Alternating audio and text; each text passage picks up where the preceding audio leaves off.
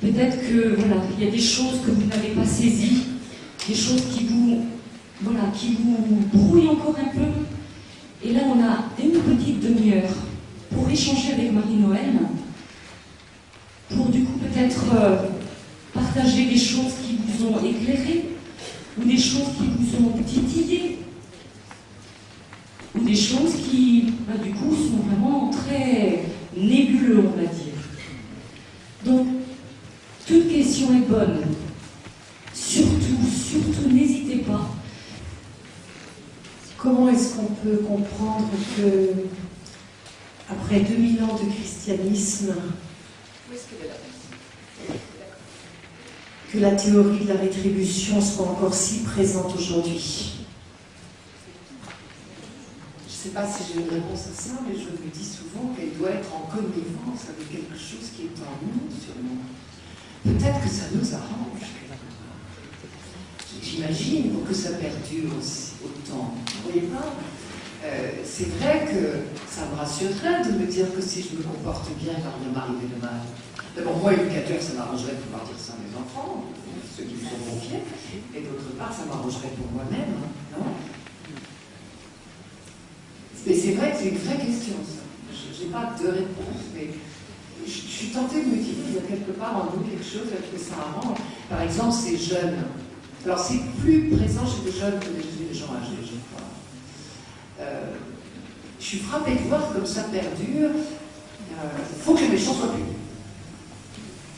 Je suis d'accord avec vous. Mais elle perdure encore dans notre langage d'église. Vous savez que ça va très loin si j'écoute le livre de Job. Ça va aller très loin, ça va me déranger beaucoup. Ça va me déranger énormément dans mon discours catéchétique. Car je ne pourrais plus dire que Jésus est mort pour expier mes péchés.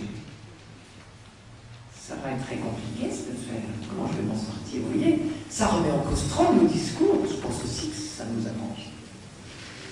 Ça va loin, hein? Je ne peux plus dire. Alors, il va falloir qu'on travaille drôlement notre discours. Et peut-être que désormais, quand on fera les choses, c'est plus pour accueillir les mérites, non. C'est autre chose. Je pense que c'est très très exigeant d'accepter, mais c'est dans le livre de Job, ça a des siècles et des siècles déjà. Et comme vous dites, on a du mal à entendre probablement parce qu'on n'a pas envie.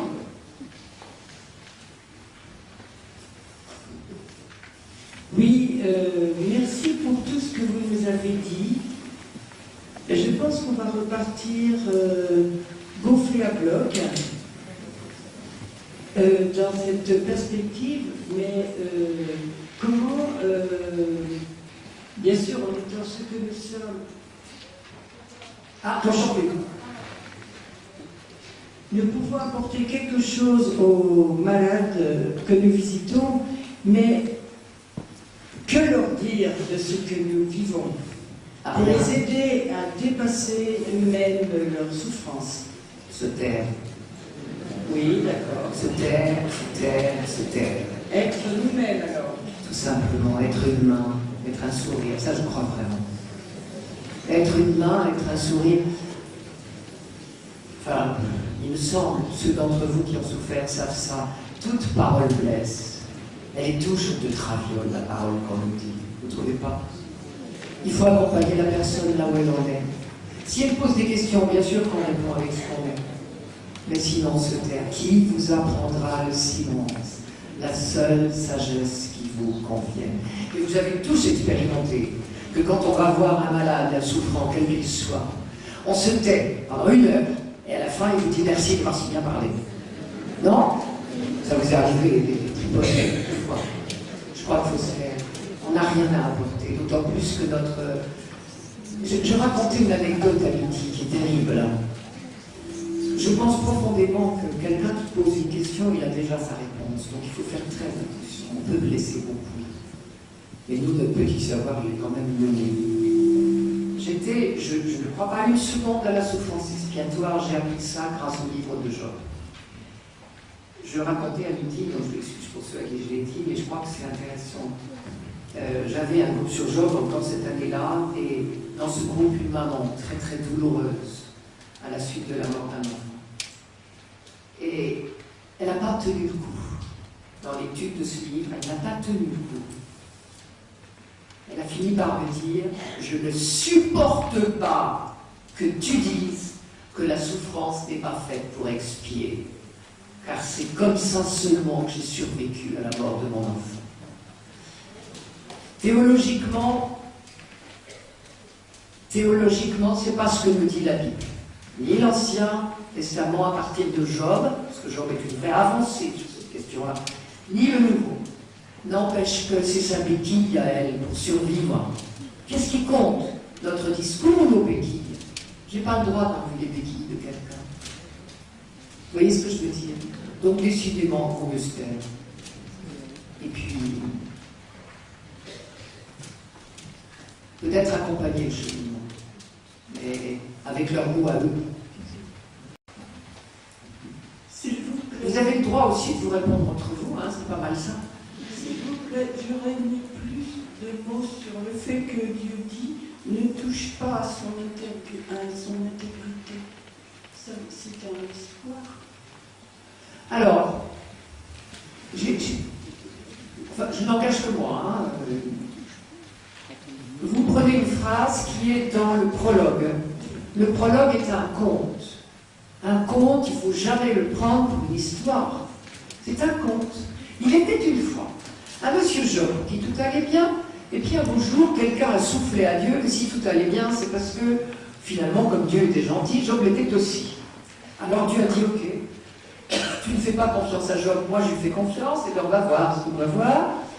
Et donc je t'autorise à toucher à ses biens, mais ne touche pas à lui-même. Et puis il y a eu, et ça alors la cassette là a été tronquée, il y a eu une deuxième rafale.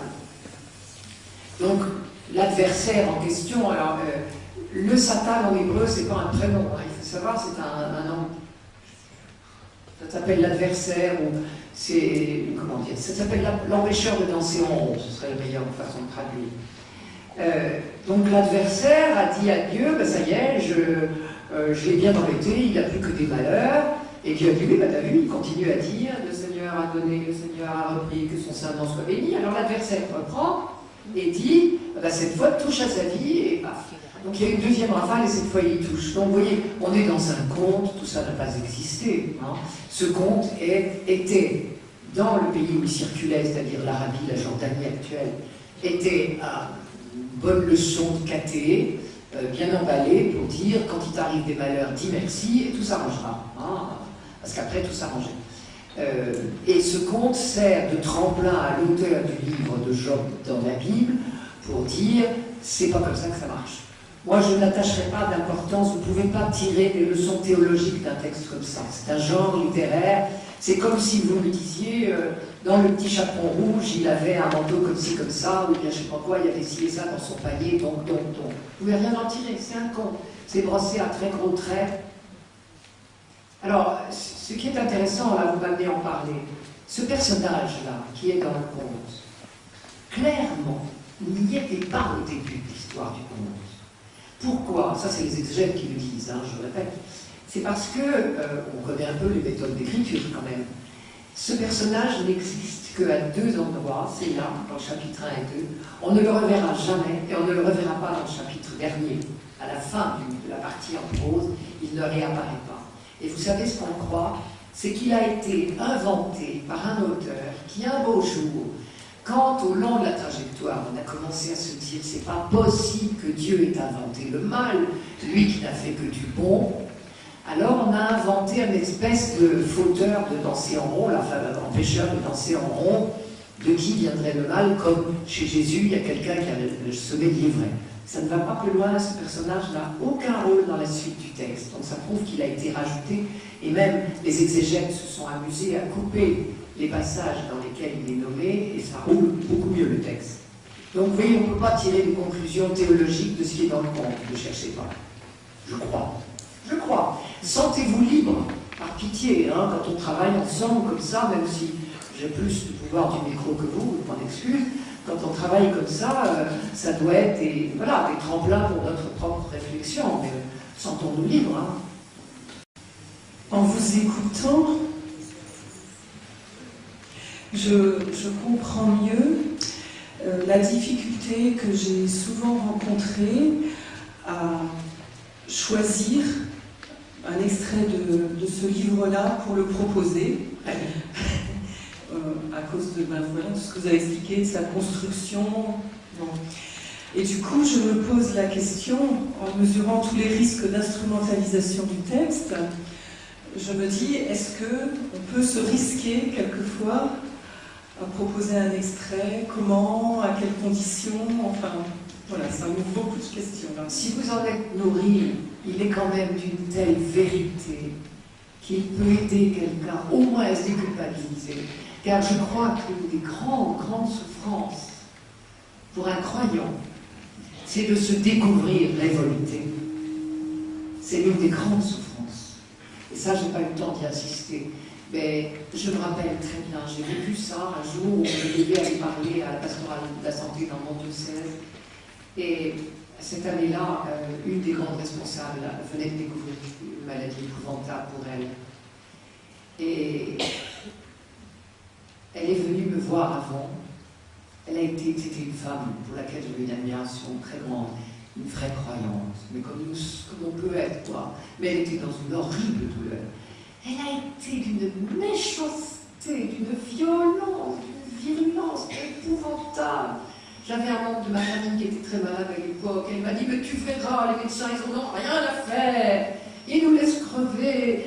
Ils en ont rien à fiche. C'était affreux. Elle était d'une violence. Et je me suis dit, parce que je la connaissais, très croyante, je me suis dit, mon Dieu, qu'elle doit souffrir de se voir révolter. On aimerait tellement, quand on est dans la souffrance, être un exemple, nous les croyants, hein, on aimerait être serein et paisible, pas toujours. Et c'est comme ça. Hein, rappelez-vous, Dialogue des Carmélites, par exemple, hein, c'est sûrement une expérience qui n'est pas unique au monde. Et j'ai eu l'idée, du coup, je faisais un topo sur les étapes psychologiques du deuil, quand on affronte les grandes épreuves, que ce soit la maladie, le deuil, etc., la vieillesse même, qui est un horrible deuil hein, aussi. Et j'ai eu l'idée, donc, d'insérer dans mon topo la révolte du souffrant, et j'ai ajouté, et pour un croyant, la révolte est double douleur. Parce qu'il se voit révolté. Le croyant qui aurait tellement aimé être en paix, être un exemple de paix pour les autres et être serein, et puis il se découvre épouvantable. Elle a été mais épouvantable. Donc j'ai dit ça dans mon topo. J'ai dit, je pense que pour le croyant, la révolte est une double douleur. Sa meilleure amie est venue me voir à la sortie. Il m'a dit, ah, merci d'avoir dit ça. Parce que c'est effectivement ce qu'elle vit en ce moment. Montrer un front serein quand on est dans la douleur, c'est quand même pas facile. Hein. Et ben voilà, il faut savoir. Et dans le livre de Job, si vous vous en imprégnez, vous trouverez 40 000 expressions qui sont d'une actualité et d'une vérité. Avec cette difficulté que c'est un discours extrêmement poétique, avec des images, et on peut prendre par doses homéopathiques, mais c'est d'une telle vérité. Et c'est très déculpabilisant. Puisque ce livre, une fois encore, il est dans la Bible, hein. Il est recommandé, c'est incroyable. S'il est dans la Bible, c'est qu'il est recommandé à nos Dieu. Donc vous devez pouvoir. Mais c'est vrai que vous avez raison, l'instrumentalisation c'est difficile. Je suis contente de ne pas faire l'Aurélie aux funérailles, moi. Parce qu'aux funérailles, on lit Job 19, 23, 27, ou 25, 27, selon les fois. Nous, chrétiens, nous y lisons la résurrection, mais qu'on a découverte depuis, que les Juifs avaient découverte depuis. Et Job lui-même ne l'y mettait pas. Je ne sais pas comment il faut faire, mais par chance, ce n'est pas ma vocation. Pardon. Nous n'en sommes pas encore rendus à vouloir réformer le symbole de Nicée, mais comme vous venez de l'expliquer, ne nous soumettez pas à la tentation. Je bute régulièrement quand je récite le Notre Père là-dessus. Je pense, ne nous laisse pas succomber à la tentation. Il faut dire que c'est une prière juive. Les Juifs, dans leur prière, quand ils demandent, ils savent qu'ils sont déjà exaucés. Je pense que ça veut dire, rappelez-vous Jésus disant, je sais que tu m'exauces toujours. Un Juif, parce qu'il dit cette prière-là comme nous, hein, elle vient d'eux. Vous savez que notre Père, rien n'est de nous. Vous savez ça. Que notre Père est une prière juive de A à Z. Jésus n'a pas inventé l'ombre d'un mot du Notre Père. Ce qui est même très intéressant. Il a simplement rassemblé des prières tout à fait habituelles chez ses frères juifs. C'est très intéressant comme continuité. Il n'a pas inventé. C'est une sacrée leçon pour nous, il n'y a pas besoin d'inventer des prières, on a tout ce qu'il faut. Et donc, ce ne nous soumet pas ou ne nous laisse pas succomber à la tentation. Je crois que derrière, il y a l'expérience d'Israël, de Massa et Meriba, cette expérience du soupçon, que j'ai un peu soulevé à propos de Job tout à l'heure. Je sais que tu me ramènes à la mort, tu me veux du mal. Il y a cette expérience du soupçon qui peut nous étreindre quand nous sommes dans la difficulté. Massa et Meriba, je vous envoie à Exode 17, vous savez, ce passage où, en plein désert du Sinaï, au sud du Sinaï, il y avait une oasis, Wadi Firam, ça s'appelle. Ils sont arrivés là, à la gorge sèche, avec la ferme intention de se jeter par terre et boire. Il n'y avait pas une goutte d'eau dans l'ouest. Et là, ça a bardé pour Moïse et pour Aaron. Et ils ont soupçonné Dieu. Et depuis, par exemple, dans le psaume 95-94, que nos prêtres religieux, religieuses, diacres, laïcs consacrés et quelques laïcs tout court, disent tous les matins: aujourd'hui écouterez-vous sa parole, ne faites pas comme à Massa. Alors votre traduction liturgique a nettoyé la vie, ne faites pas comme au désert au jour de tentation et de défi, mais en fait c'est Massa et Meriba qui est dit dans le psaume: le jour où vous avez douté de moi, vous m'avez soupçonné. Et je crois que là c'est: je t'en supplie Seigneur, mais je sais bien que tu le fais, mais aide-moi, que mes jours de détresse, de souffrance, qui sont des jours d'épreuve pour la foi, ne deviennent pas des massas, des jours de soupçon, parce qu'alors là je suis perdu. Pour affronter la détresse, l'horreur, la souffrance, et quelquefois ça peut être terrible pour certains, il n'y a qu'un lieu pour se mettre, c'est la main de Dieu. Il faut se lever dans la main de Dieu, je ne connais pas d'autre chemin.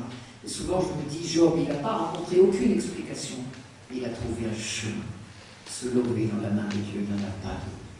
Et tous ceux, je peux témoigner, vous pouvez aussi, qui affrontent les épreuves de leur vie, dans la main de Dieu, se découvrent des forces étonnantes. Étonnantes. Ce n'est pas des forces humaines, c'est clair.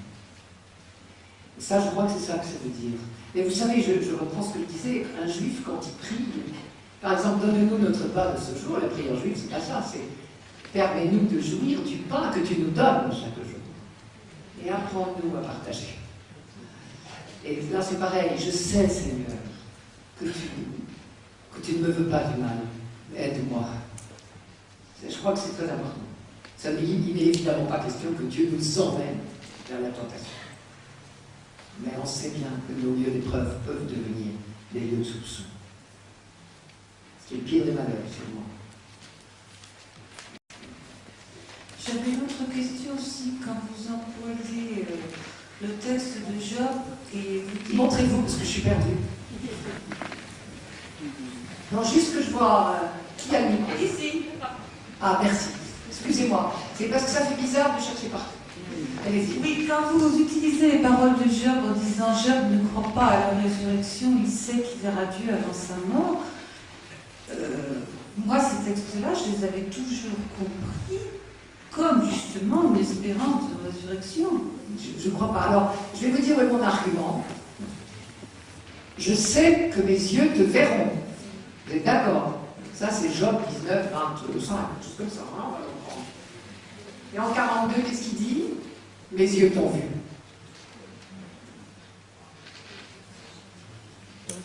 Alors, je sais, par ailleurs, par le travail biblique, on sait que la foi, la résurrection n'est pas née avant. Alors, elle serait là toute perdue, ce serait déjà bien étonnant, mais après tout, pourquoi pas? Mais moi, ce qui m'impressionne, c'est Job 19. Non, j'étais à 42,5. Mes yeux t'ont vu, et la 19, c'est...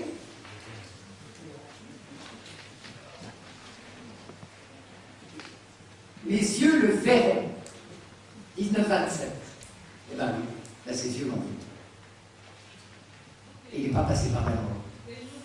Ah, j'entends plus.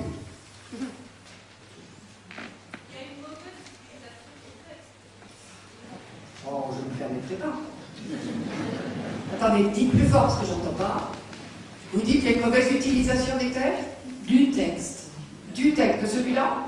Non, il n'y a pas une mauvaise utilisation. Ça s'appelle une relecture. Vous voulez dire que le fait de le lire dans les funérailles serait une mauvaise utilisation? Non, c'est une relecture. C'est-à-dire, je vous ai parlé de la trajectoire. Job est écrit à une certaine étape de la trajectoire. À ce moment-là, il ne croit pas à la résurrection. Les Juifs vont continuer à leur avancer sur la trajectoire. Et je vous le disais tout à l'heure, la foi en la résurrection va être enfin découverte en Israël en 165. Pourquoi? Parce qu'il y a eu là une très très grande étape terrible. C'est en général dans les moments de grande douleur qu'Israël a franchi des étapes magnifiques dans la trajectoire. C'est impressionnant. Nous sommes en pleine persécution. Pour ne pas manquer, je vais dire la messe du dimanche, que vous voyez bien, j'extrapole, pour ne pas manquer le Shabbat, pour ne pas manger les viandes interdites, vous vous rendez compte, on en est loin, pour ne pas brûler de l'encens devant la statue de l'empereur qui veut qu'on l'idolâtre, des Juifs mourront dans des conditions atroces. La persécution d'Antiochus IV Épiphane, qui se déroule de 167 à 164, est vraiment une horreur. Vous en avez un petit exemple dans une lecture, je ne sais plus quand elle est, dans les 3 ans, et on l'a dans la liturgie, 2e livre des Maccabées, chapitre 7, on a ces 7 frères et leur mère qui sont torturés à mort. Mais avant d'être mis à mort, ils sont découpés en rondelles, absolument. Hein. Et il y en a un qui tend les bras en disant « Tu peux toujours couper, ça m'est égal, Dieu me les rendra ». Nous sommes en 165 avant Jésus-Christ. C'est à l'occasion de cette persécution que le prophète Daniel, inspiré évidemment par l'Esprit Saint, a su répondre à l'angoisse de ses contemporains qui disaient « Mais à quoi ça sert? On donne notre vie, on meurt pour le Dieu de la vie. » Mais on meurt, hein, puis c'est fini, puis si ça continue, il n'y aura plus d'Israël. Et à ce moment-là, Daniel, inspiré par l'Esprit Saint, a dit « La vie que vous donnez, que vous sacrifiez pour le Dieu de la vie, il vous la rendra. » Et est née à ce moment-là la foi en la résurrection, dont on va hériter quand on est dans le Nouveau Testament. Les pharisiens y croient, ça vient de là. Le groupe, on voit bien que les gens autour de Jésus y croient aussi. Marc y croit, hein, clairement. D'autres n'y croient pas, les Sadducéens n'y croient pas encore. C'est un article de foi, vous voyez, qui n'est pas encore assis en Israël. C'est pas encore devenu un dogme hein, auquel il faut croire à tout prix pour être un bon juif. C'est un article de foi auquel certains croient déjà et d'autres pas encore. Nous sommes au IIe siècle. Jean, on pense qu'il a été terminé au IVe siècle. Il a été, je vous ai fait grâce de la composition qui visiblement est très complexe. Si vous naviguez dedans, vous verrez bien, il y a des hiatus, etc. Job est terminé au IVe siècle, à une époque où on ne se préoccupe absolument pas de cette question-là, curieusement. Pas encore. Mais c'est ça que je trouve admirable. C'est qu'il ne croit pas à la résurrection, et que c'est parce qu'il n'y croit pas, mais qu'il croit encore à la rétribution. Chapitre 21 n'est pas encore passé par là. Il se dit, bah alors il y aura justice sur terre. Parce qu'il n'y a pas de rattrapage dans l'au-delà et pas d'au-delà.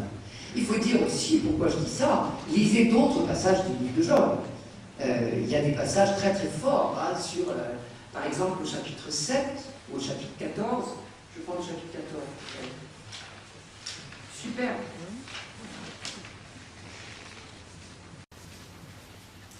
Il vous dit, quand un arbre crève, il a encore une chance de revivre. Un homme, c'est sans espoir. Il existe pour l'arbre un espoir. Je prends 14, verset 7. Il existe pour l'arbre un espoir. On le coupe, il reprend encore et ne cesse de surgeonner. Soit que sa racine est liée en terre, ou que sa souche soit morte dans la poussière. Dès qu'il flaire l'eau, il bourgeonne, et il se fait une ramure comme un jeune plant. Mais un homme meurt. Où donc est-il? Non, un homme expire. Non, pardon. Un homme meurt et s'évanouit quand l'homme expire. Où donc est-il? L'eau aura quitté la mer. Le fleuve tari aura séché. Ça, c'est des choses de l'hébreu encore. Ça veut dire, l'eau pourrait bien quitter la mer, ce qui n'arrivera pas. Les fleuves pourraient tous bien sécher.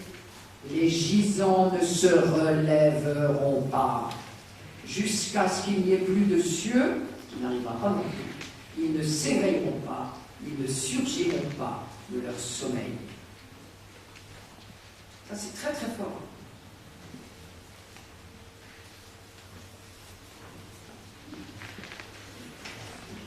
Et on peut nous relire après coup en se disant Job ne savait pas encore, mais il ne savait pas si bien dire. Oui, de mes yeux de chair, je verrai Dieu. Mais vous savez, c'est pas étonnant qu'on ait mis très longtemps à découvrir la résurrection. Pourquoi? Parce que, vous savez que les Grecs avaient inventé l'immortalité de l'âme. Et pour les Grecs, malheureusement nous sommes assez formés par eux, pour les Grecs, l'homme est formé d'une âme et d'un corps. Le corps, tant pis, l'âme est éternelle. Les Juifs, par chance, n'avaient pas du tout cette façon de voir. Pour eux, nous sommes un. Ah ben là, pour une fois, j'ai une feuille de papier, je vous montre. Ce que j'appelle mon corps et mon âme, pour un Juif, sont aussi inséparables que les deux côtés de ma feuille de papier. Quand on dit mon âme, là-bas, c'est moi. Quand on dit ma chair, là-bas, c'est moi. C'est toujours moi, tout entier. Mais c'est ma chair qui a mal. C'est mon âme qui prie. Et c'est toujours moi. Il n'imagine pas un instant qu'on puisse se dissocier. Et par chance, parce qu'ils ont été très tard à découvrir cette foi en la résurrection, ils ne sont pas passés par l'étape on croit à l'immortalité de l'âme, ils ont d'emblée découvert la résurrection de l'être tout entier. Et quand on dit résurrection de la chair, on veut dire résurrection de l'être tout entier.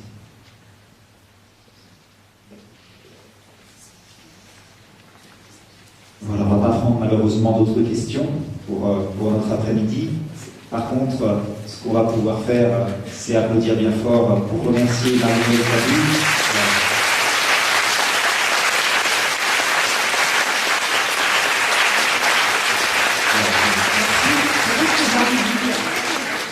Ce que je pense toujours, les applaudissements font toujours du bien, ça prouve que quelque part on s'est rencontrés. Mais ce que je pense très profondément, si par hasard j'ai pas dit de bêtises, c'est ce livre qu'il faut applaudir et l'esprit qu'il a exprimé.